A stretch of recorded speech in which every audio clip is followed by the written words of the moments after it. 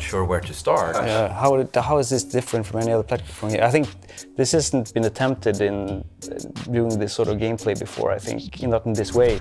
An open world pinball game means that we've built an island that you get to explore, but it's driven partly by pinball mechanics and partly by platform mechanics. In our game, you don't control the character as much as you control the environment, so you control the flippers. So we need ways to move upwards, we need ways to move downwards that are all based on pinball. When we first meet Yoku, he's on his way to take over the responsibilities as a mailman on Mokuman Island. And once he gets there, he obviously discovers that not everything is all right on this island.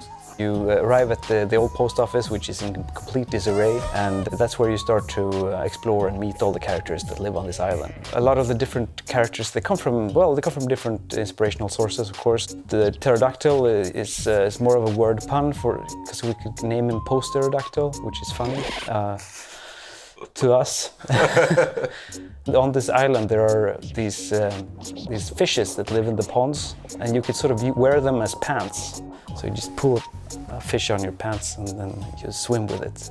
And that's our dive fish ability. Makes total sense. There's a sort of a space there where you have a lot of inspiration from animals, but also these fantasy creatures that feel genuine and not just made up and too weird, but something that you can relate to. When we started the development, we only had the ball that you could sort of move around, but we very soon discovered that we want a character in there. So Dung Beetle came up. It just became an interesting thing to have this ball. It's still what you interact with mostly, but it's this small thing that interacts with it and tags along all the way. And throughout the development, I think the player mentality shifted towards I'm the Dung Beetle and not the ball.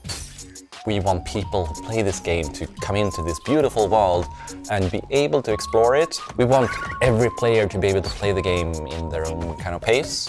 To do that, we made the game very friendly.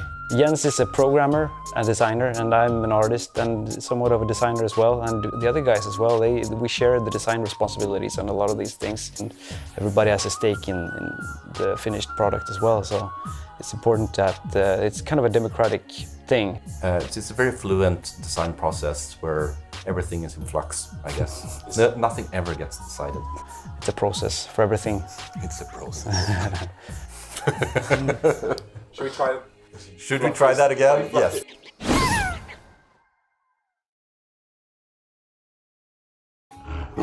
A game by Villa Gorilla.